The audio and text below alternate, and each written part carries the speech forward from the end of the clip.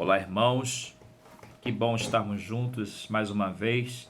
Dessa vez para compartilharmos da palavra de Deus nesse dia tão maravilhoso que é o dia do pastor, né? A nossa Convenção Batista Brasileira instituiu esse dia para honrar, né, aquela pessoa que tem dirigido as igrejas, que tem se colocado, né, como servo de Deus na condução do rebanho terreno, que são os pastores, né, colocando à disposição da obra os seus talentos, seus dons, sua família muitas vezes, né, abrindo mão muitas vezes do seu conforto, do seu lazer, abrindo mão dos seus empregos gabosos e ouvindo o chamado do Senhor, o chamado para o ministério.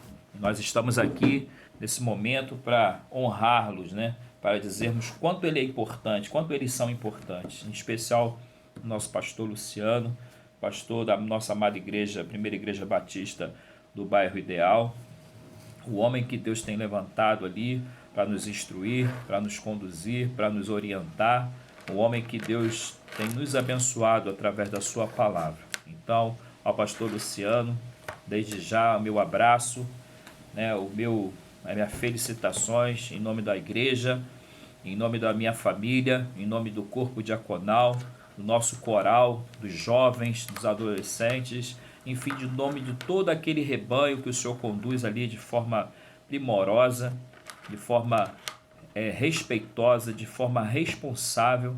O nosso muito obrigado e que Deus possa continuar abençoando a sua vida, a vida da sua família tão amada nesses dias tão difíceis, né? Estamos orando para que Deus continue sustentando a sua vida.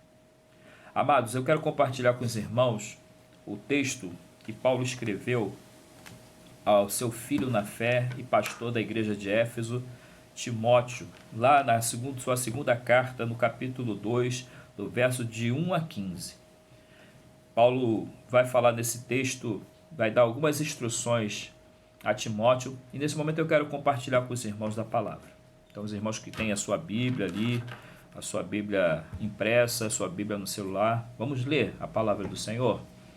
Então, Paulo diz assim, na minha versão, que é a versão Almeida atualizada, diz assim no versículo 1: Tu, pois, meu filho, fortifica-te na graça que há em Cristo Jesus, e que de mim ouviste de muitas testemunhas, transmite-o a homens fiéis que sejam idôneos, para que também ensinarem os outros. Sofre comigo como bom soldado de Cristo. Nenhum soldado em serviço se embaraça com negócios desta vida, a fim de agradar àquele que o alistou para a guerra. E também, se um atleta lutar nos jogos públicos, não será coroado, se não lutar legitimamente. O lavrador que trabalha deve ser o primeiro a gozar dos frutos.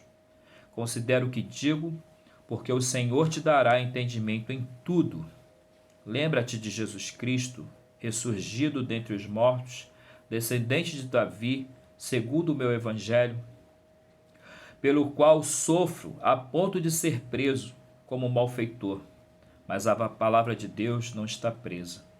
Por isso, tudo suporto por amor dos eleitos, para que também eles alcancem a salvação que há em Cristo Jesus, com glória eterna. Fiel é esta palavra. Se, pois, já morremos com ele, também com ele viveremos. Se perseverarmos, com ele também reinaremos. Se o negarmos, também ele nos negará. Se somos infiéis, ele permanece fiel, porque não pode negar-se a si mesmo. O obreiro aprovado por Deus. Lembra-lhes estas coisas, conjurando-os diante de Deus, que não tenham contendas de palavras, que para nada aproveitam, senão para subverter os ouvintes.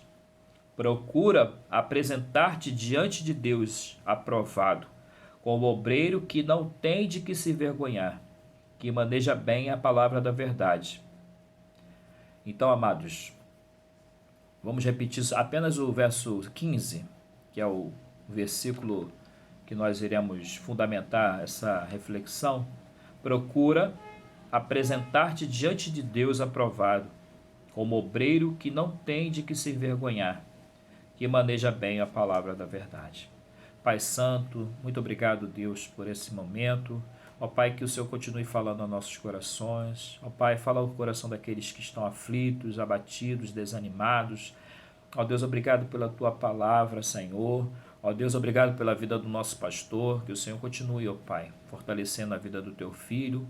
Ó Deus, dando ânimo, coragem, ó Deus, e graça, Pai, para que ele possa, ungido pelo Teu Espírito, conduzir, ó Pai, continuar conduzindo o Teu rebanho. Fica conosco, fala conosco nesse momento, no nome de Jesus. Amém. Como é bom, né? Essa palavra, a palavra de Deus, ela é maravilhosa, porque a cada momento ela nos traz um refrigério, né? Ela nos fala profundamente aos nossos corações. E não foi diferente com essa carta que Paulo escreveu a Timóteo. O contexto dessa carta, essa segunda carta que Paulo escreveu a Timóteo, trata-se, né, segundo os historiadores, de uma última carta, né, aquelas últimas palavras. Paulo sabia que Paulo estava preso, né, em Troade, já por Nero, que futuramente degolou, né, o executou, decapitou a sua cabeça. E Paulo estava ali preso naquela masmorra, naquela prisão fria, gélida, né, sozinho, triste porque tinha passado por algumas audiências e ali não tinha quem o defendesse, mas mesmo diante desse cenário, Paulo sabia que ele não estava abandonado, porque o Senhor estava ali com ele. E que mesmo diante daquele momento ele pôde pensar, né, nas pessoas com que ele conviveu, com quem ele ensinou, e ele teve essa preocupação de escrever essa carta a Timóteo, seu filho na fé, aquele garoto que foi ensinado ali, né, pela sua avó, pela sua mãe, pelos pergaminhos, pela palavra de Deus, e que ele teve o prazer de consagrá-lo a pastor, né, um jovem ainda, que como todo jovem tem muitos anseios, muitos planos, mas que escolheu servir ao Senhor, colocar sua vida, dedicar-se ao ministério do Senhor. Então Paulo teve essa preocupação, e nas suas últimas palavras ele queria perder tempo, e ele simplesmente pegou a sua caneta, né, com a inspiração do próprio Senhor Jesus, e colocou ali tudo aquilo, né, que poderia alertar, né, despertar a vida de Timóteo e falar sobre as suas preocupações em relação ao seu ministério e nas coisas que que ele teria que ter precaução, né, daquilo que poderia abalar a sua fé e o seu ministério. E nesse contexto, a gente tem que ver que Paulo, quando fala essa palavra, a gente pode trazer para o nosso contexto atual, não se aplica apenas a pastores, né? Hoje nós estamos comemorando, como já falamos, o dia do pastor batista, mas essa palavra se aplica a cada um de nós, cada um que se dispõe a ser servo do Senhor, a ser obreiro do Senhor. Pedro vai falar na sua carta que todos nós somos sacerdotes do Senhor. Então, como sacerdotes, nós temos o dever, né, de representar o Senhor diante do povo e representar o povo diante de Deus, né? Trazer aquilo que o Senhor, as aspirações do povo diante do altar do Senhor, as suas preocupações, as suas aspirações, os seus desejos, e representar Deus também diante do povo, aquilo que o Senhor tem falado ao coração do seu povo. E então essa incumbência não cabe somente aos pastores, aos presbíteros, aos diáconos, né, aos missionários, aqueles que se dispõem a pregar a palavra, mas a todos, a cada um de nós. E nós podemos fazer a seguinte pergunta, né, como obreiro: quem é o melhor obreiro? Quem é aquele obreiro aprovado? Porque nós falamos, o pastor cantou hoje pela manhã, né? Você precisa ser o obreiro aprovado. Mas quem é esse obreiro aprovado? Nós podemos responder, né, diante da sua palavra.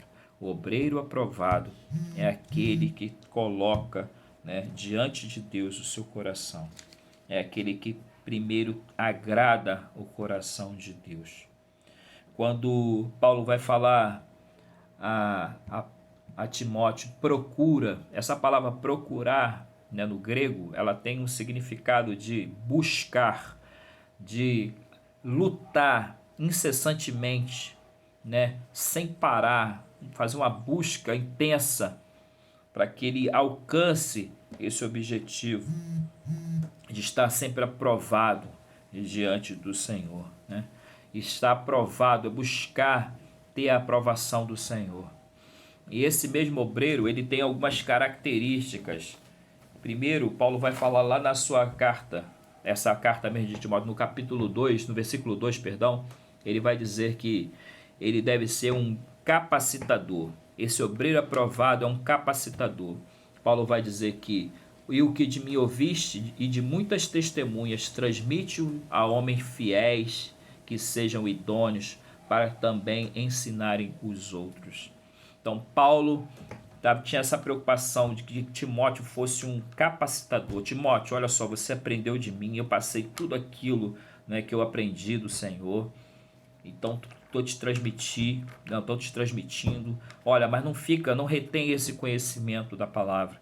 Busca outras pessoas, pessoas fiéis, pessoas idôneas, pessoas em que você pode confiar, pessoas que estão, né, que são amantes do Evangelho, amantes do Senhor Jesus, e transmite essa palavra, para que essa palavra não morra só em você, mas que essa palavra seja propagada. Então Paulo tinha essa preocupação, que Timóteo fosse um criador, né, um capacitador de líderes, né? Porque o líder, né, o obreiro, o pastor, né, não é só aquele que retém conhecimento para si, mas é aquele que busca crescer, né, a sua liderança, fortalecer a sua liderança, né, transmitir o seu evangelho. E como capacitador também, Paulo falou também que ele deveria ser um soldado. Soldado é aquele que é fiel, aquele que vai à frente de combate, aquele que não se embaraça com coisas dessa terra, mas que luta, que participa do sofrimento do seu general, de que é Cristo, aquele que o alistou, né? Então, é isso que Paulo falou, olha, como bom soldado sofre com Jesus Cristo, né? Simplesmente não abandona, né? Na primeira batalha não abandona, mas vai até o final, porque você vai ser um vencedor. É isso que Paulo tem falado para Timóteo. E também ele cita aí o exemplo, né? Olha, você tem que ser como um atleta, né? E que atleta é aquele cara que corre em busca do seu objetivo. O objetivo do atleta é conseguir a vitória. Mas olha só, não corre de qualquer forma, né? Mas corre de forma legítima. Busca ali todos as regras daquele jogo, daquela prova, né? E a regra do crente de fé e prática é a sua palavra de Deus. Olha só, prega o evangelho agora, não prega de qualquer forma. Não prega heresia, não prega aquilo que está na tua cabeça, mas prega aquilo que está na palavra. Não se desvia da palavra, porque só a palavra pode libertar. A palavra é a espada de dois gumes, né? O mesmo Paulo vai falar isso aí. A palavra é a espada de dois gumes, a palavra é aquela que liberta. Então, não fantasia, não fala nada além do que está na palavra. Então, como bom atleta, segue, né, as regras, o regulamento que é a palavra de Deus. Né? Como lavrador, olha só, você também é o lavrador, aquela pessoa que se levanta cedo, vai para a terra, ara, joga a semente, prepara o arado, prepara o solo, ó, mas você tem que ter a primazia, quem tem que colher os frutos é você. A palavra também vai dizer lá na frente que tem momentos em que a gente semeia e muitas vezes a gente não consegue ver os frutos da nossa semeadura e são outras pessoas que colhem, mas não importa. O que importa é que o Senhor da Seara tem levantado obreiros, né? Quer levantar mais obreiros, é Ele que dá o crescimento, é Ele que dá, é Ele que tira, né, o homem das trevas para a sua maravilhosa luz. Então não se desanime, se você prega o evangelho, se você tem falado do amor de Deus, se você tem discipulado e você não tem visto às vezes o efeito disso, né? Se você não consegue visualizar o que Deus tem feito na vida das pessoas, não se preocupe. O Espírito de Deus está trabalhando e no momento certo Deus vai dar a colheita, né? Vai dar a vitória. E nós temos que ter sempre esse entendimento que somos servos do Senhor. Como servo, né, como obreiro do Senhor, tudo que nós fazemos é para a glória dele, para a glória do Senhor, tudo é para a glória do Senhor. O próprio Paulo vai dizer, ó, se quer comais, quer bebais, quer façais qualquer outra coisa, tudo é para a glória do Senhor. Nada é para minha vanglória, nada é para o meu ego, nada é para minha vaidade, mas tudo é para a glória do Senhor. E o próprio Jesus vai falar lá em Lucas, no capítulo 17, verso 10, que mesmo havendo feito tudo, nós somos considerados servos inúteis. Então, é essa preocupação que nós temos que ter, né? Saber que tudo é para a honra e para a glória do Senhor. E como obreiro aprovado, nós temos que ser uns servos, sacerdotes consagrados. Quando Paulo fala assim, ó, procura apresentar-te a Deus. O que Paulo quer dizer? Esse verbo apresentar no grego quer dizer oferecer a si mesmo. Né? É como se nós tivéssemos que oferecer a nossa própria vida. Nós somos os sacerdotes e a oferta é o próprio sacerdote. Nós entramos diante da presença de Deus e oferecemos a nossa própria vida como sacrifício de louvor, né? Não mais como sacrifício de remissão, porque o sacrifício de remissão foi feito pelo nosso Senhor Jesus, mas como sacrifício de louvor, oferecer a nossa própria vida. Nós somos sacerdotes e nós somos a própria oferta. Aquilo que Paulo vai falar lá em Romanos, no capítulo 12, verso 1, né? Rogo-vos, pois, irmãos, pela compaixão de Deus, que apresenteis os vossos corpos como sacrifício vivo, santo e agradável a Deus, que é o nosso culto, que é o vosso culto racional. Então é o sacrifício de nós mesmos, sacrificar as nossas próprias vidas, sacrificar os nossos talentos, né? Sacrificar diante de Deus, colocar diante do seu altar, né? Os nossos talentos, os nossos bens, a nossa família, o nosso tempo, né? Os nossos momentos. Às vezes nós oferecemos a Deus só o que sobra e olhe lá, né?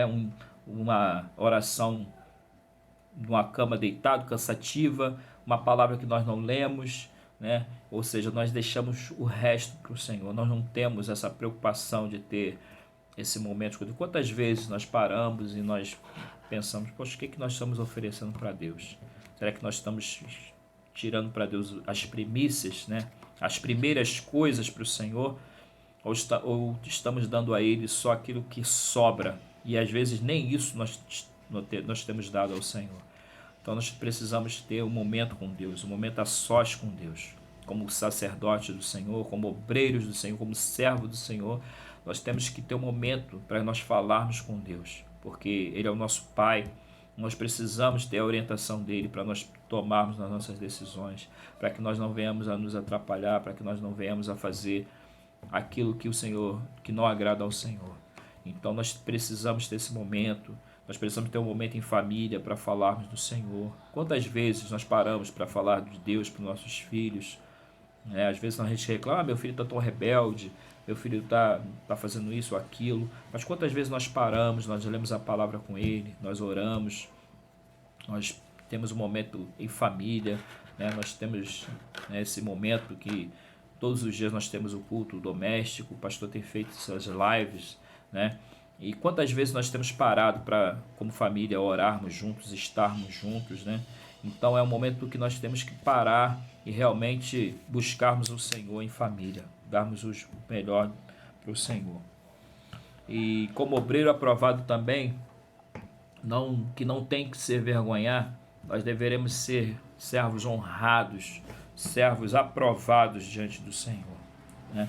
Como Paulo diz assim, lá no versículo 15 ainda, como obreiro que não tem de que se vergonhar. E esse não ter de que se vergonhar está aprovado, né? Tem o caráter aprovado. E essa palavra aprovado aí do grego quer dizer dokimos, né? Que é o que antigamente as moedas romanas, né? Que eram utilizadas, tinham as esfinges dos imperadores romanos, ali tinham os pesos. Então as moedas que não tinham essa esfinge ou que tinham um peso menor eram tido como moedas falsas, né? E aquelas moedas que tinham as esfinges e os pesos corretos eram chamadas de dokimos, né? Por isso a palavra aprovada vem de dokimos, né? E nós temos que ser essas crentes, esses obreiros aprovados, esse obreiro que tem dado testemunho daquilo que Deus tem feito para nossas vidas. Nós temos que ser servos honrados, né? Nós temos que ter bom relacionamento no nosso trabalho, nossa vizinhança. As pessoas têm que olhar para nós e ver que nós somos homens e mulheres de Deus, né? Nós não podemos ter nada que nos aprove. Pelo menos temos que buscar a santificação, porque o próprio apóstolo vai falar que sem a qual não veremos a Deus. Não somos santos, né? Estamos num processo de santificação, né? Porque tem até um ditado popular que diz que nunca viu o santo comer feijão com arroz, né? Mas estamos buscando aí um processo de santificação.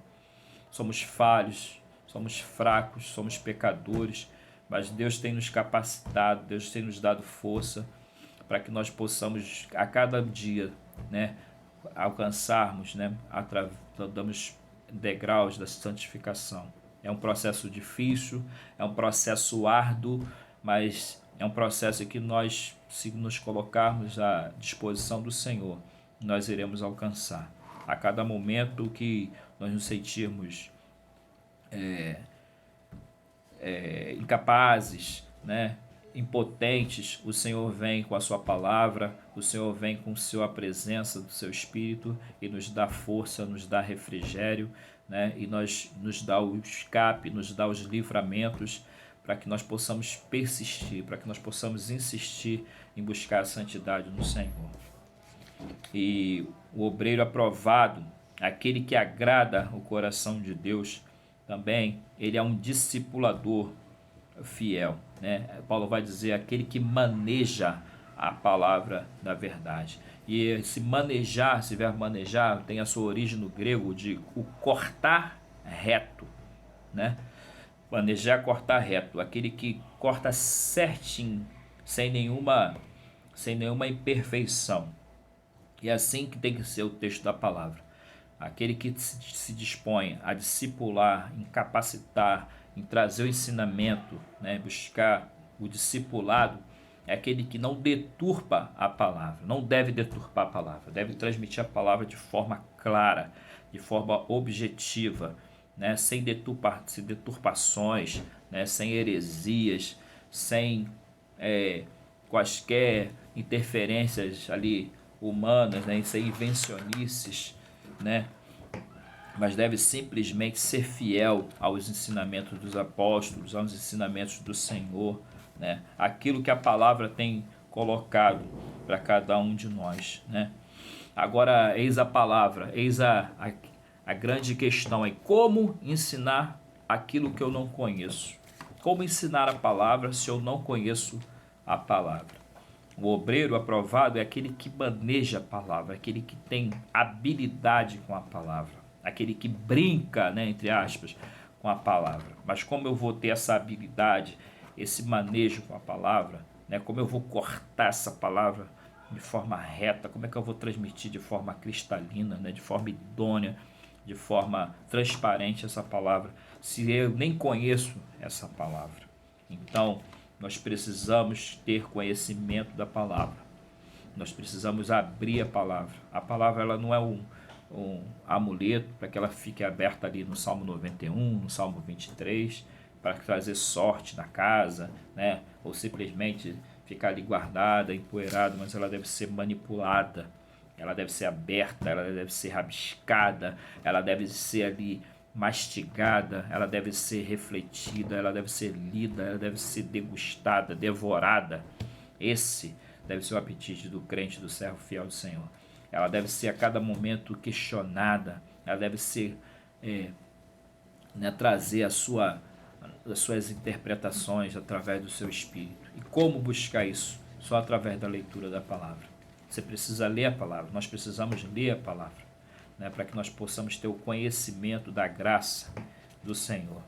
Então, Paulo diz assim, Timóteo, olha só, corta reto essa palavra, porque sabia que lá atrás sua avó, sua mãe, né, tinha trazido desde cedo o ensinamento da palavra, e que era algo constante na vida de Timóteo, né? Lutero vai falar lá que ele confrontou, né, os papas naquela época, porque eles queriam que Lutero abrisse mão de tudo aquilo lá naquela reforma protestante, da qual ele foi o protagonista, por conta da situação política e tal, daquilo que poderia oferecer. Mas Lutero falou que não poderia ser contra aquilo que a palavra tinha revelado para ele, né? Então ele não poderia de forma nenhuma abrir mão da autoridade da palavra por conta da autoridade papal. Muito mais do que a autoridade daquelas pessoas que te cercam, é a autoridade da palavra. Então, o obreiro, aquele servo fiel, aquele sacerdote, ele não vai manipular a palavra para agradar a A, a B, a C, seja lá quem for, para ser aceito na sociedade, para ser aceito dentro do seu contexto, no seu trabalho, na sua faculdade, onde quer que ele esteja, no âmbito eclesiástico, né? O pastor ele não vai manipular para favorecer A ou B, a família B ou a família C, ou o grupo diaconal, ou o grupo seja lá qual for, mas é aquele que vai se manter fiel à palavra, fiel ao recado que Deus tem dado aos seus servos. Então, para finalizar, amados, quem é o obreiro aprovado? O obreiro aprovado é aquele que agrada o coração de Deus. Então, como Paulo, nas suas últimas palavras, teve essa preocupação em dizer, olha só, não se desvia dessa palavra. Se detenha a essa palavra. Prega essa palavra. Ensina essa palavra. Cuidado com aqueles que falam, que ensinam heresias dentro da igreja. Aparta-se dessas coisas. Cuidado com as paixões do mundo. Não se embarace com as coisas desse mundo. Seja resiliente até o final, porque o Senhor está te esperando lá. Ele tem um prêmio para você. Cumpre, né, todos os propósitos daquilo que você foi consagrado. É essa palavra que o Senhor tem nos deixado nesse momento, né? É essa palavra que o Senhor tem falado a cada um de nós. Olha, seja fiel, porque eu sou teu Deus, eu sou fiel. Mesmo que você um dia caia, seja infiel, eu vou continuar sendo fiel, porque eu não posso mudar a minha natureza.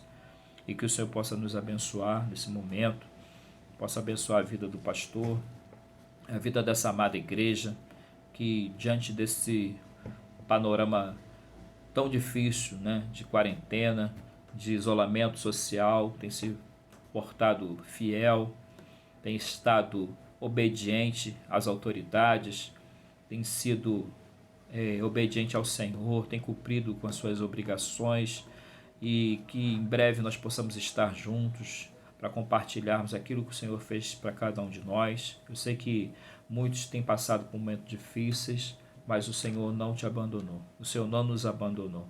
O Senhor tem cuidado de cada um de nós, o Senhor tem cuidado de cada família. Então, se você estiver passando por alguma dificuldade, lembre-se que o Senhor está com você. O Senhor é o Senhor da seara, é o Senhor da família, é o Senhor da igreja. E que Deus possa nos abençoar nesse momento. Um grande beijo e até a próxima.